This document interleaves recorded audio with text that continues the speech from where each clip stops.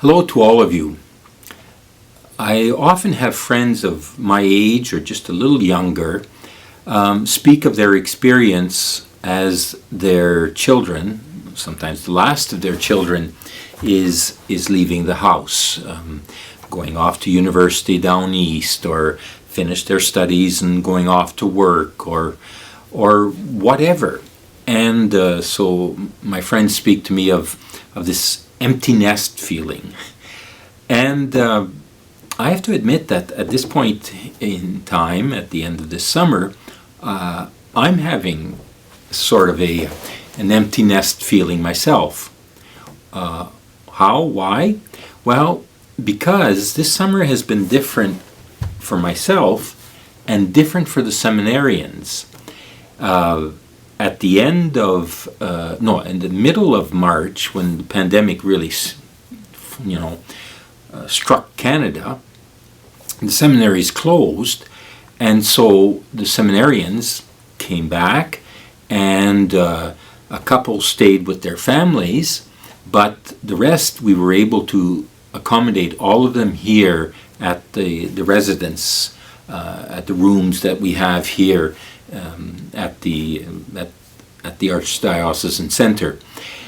And so, it was like a daily contact, sharing meals with them.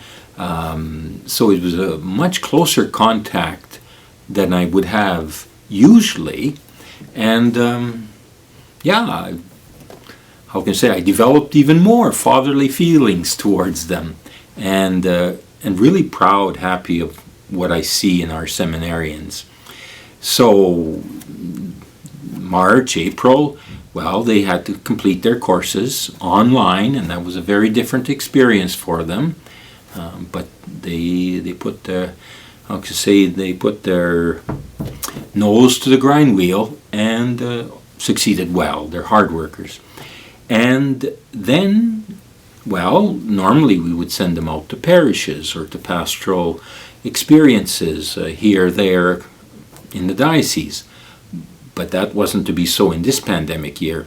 So actually, they were here, and we found real work for them, especially in terms of, well, first of all, groundskeeping, the lawns, and a couple cemeteries in the countryside that need to be taken care of.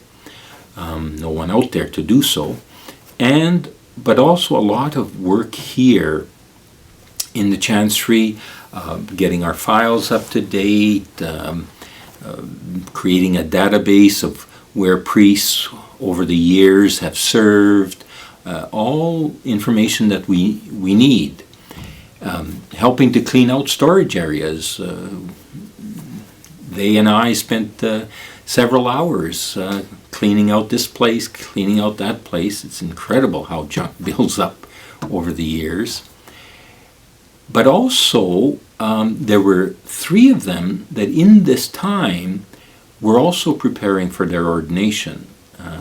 So Jean-Baptiste Nguyen was ordained as a priest, and he's now the pastor of Mary Mother of the Church.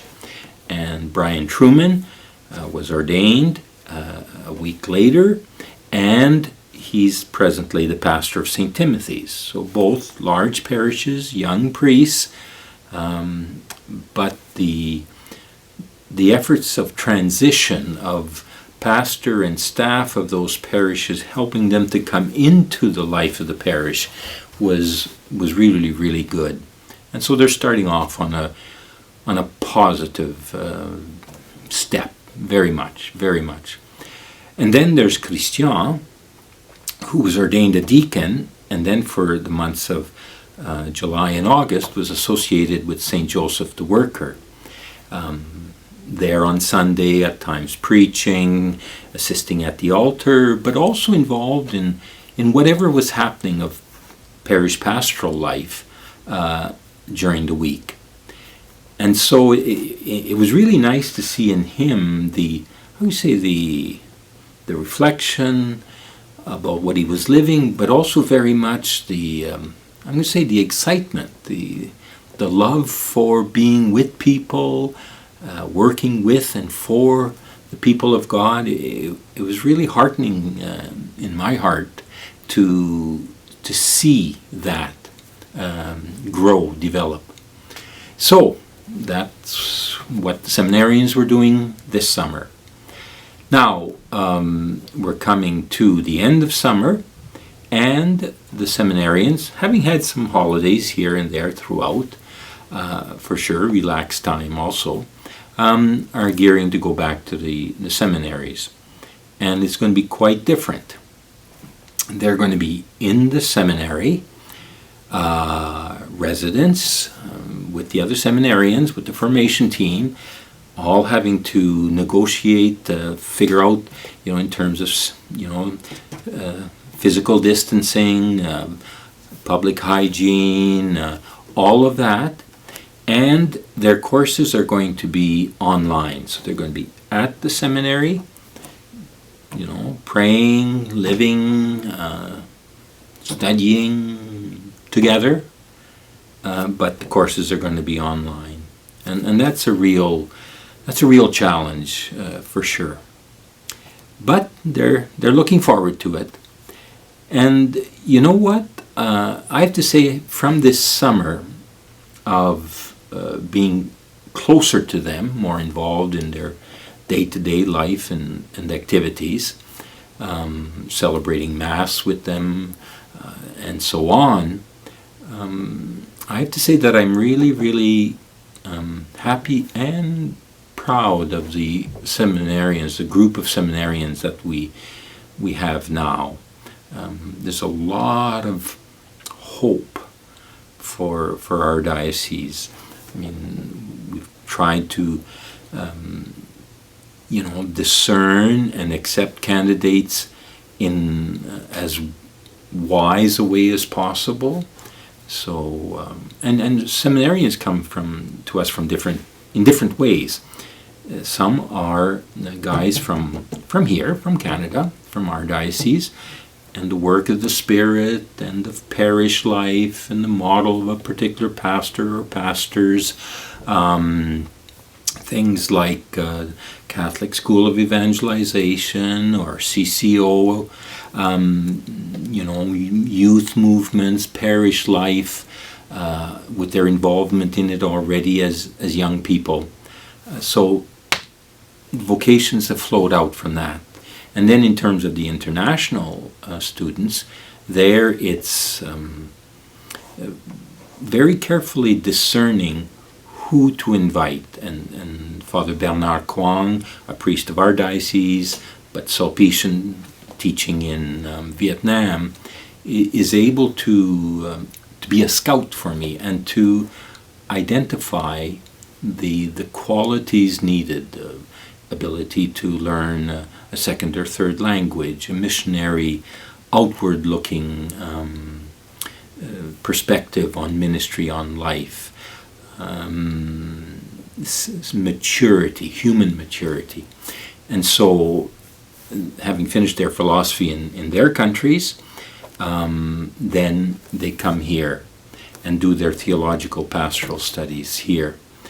The other two that come from another country are from Congo, and it's through my ongoing relationship with the bishop of that diocese.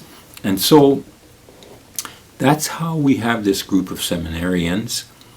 And this summer has again shown me how we're blessed with the seminarians that we have right now.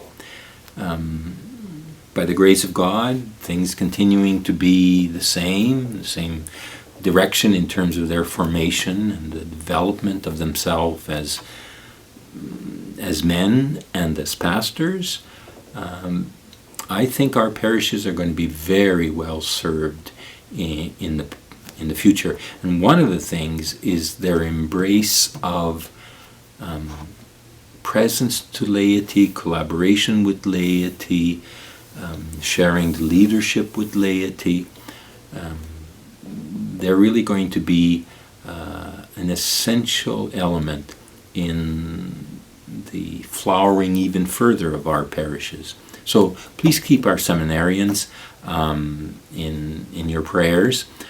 I'm going to be left in 2 weeks with this with this feeling of an empty nest, but very appreciative, thanking God for how I've come to know them even more, and the sense that we will work together, priests and bishops together, for the good of the whole of the people of God. So keep them in your prayers and thank God for their presence amongst us. Thank you.